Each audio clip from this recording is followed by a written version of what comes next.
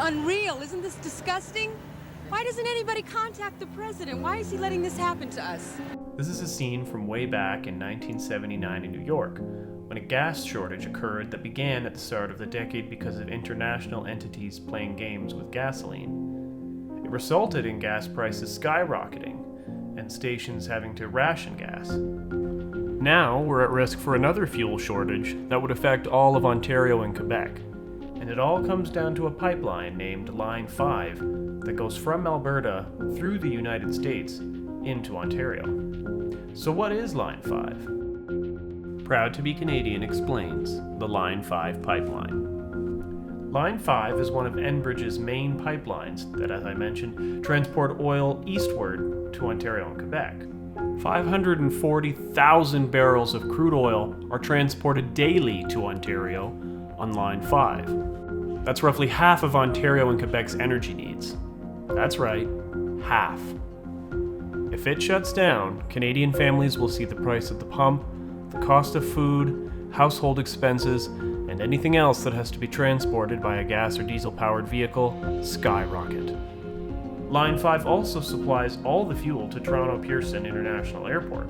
Michigan's Governor Gretchen Whitmer announced that come May of 2021, she planned to shut down the Line 5 pipeline, claiming Enbridge violated a half-century-old agreement allowing the pipeline in the Straits of Mackinac.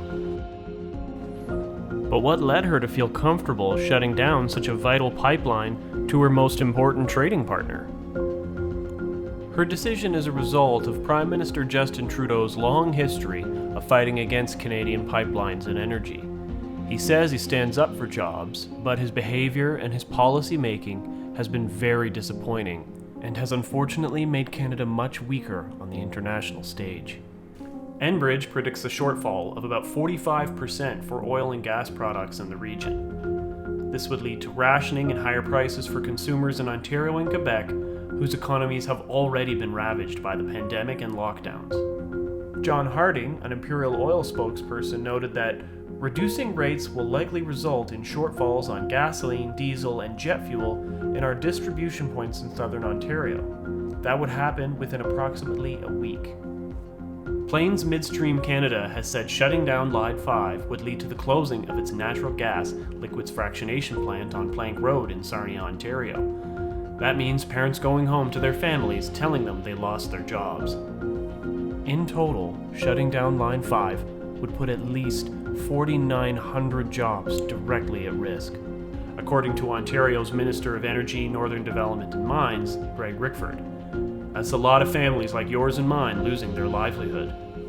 Members of Sarnia, Ontario's Local 663, the Plumbers and Pipefitters Union, have started a petition sponsored by Sarnia MP Marilyn Gladue with nearly 1,800 signatures, urging the Prime Minister to appeal to President Joe Biden to prevent the shutdown. Enbridge has filed a federal complaint against Michigan, but the U.S. courts have yet to determine a hearing date for the case, leaving the answers to questions about jobs and energy security in limbo for now. Energy is vital to our daily lives. It's how we get our groceries, how we drive our kids to school. It's how we heat our homes, how we cook our food. It's how we live. The pipeline is still in operation, and Enbridge has said it has no intention of shutting it down. But what the Prime Minister does to protect Canada's energy security come May 1st remains to be seen. Will the Prime Minister stand up for Canadian energy? Will he try to save the thousands of jobs at risk? Or will we get a repeat of the Keystone XL pipeline cancellation?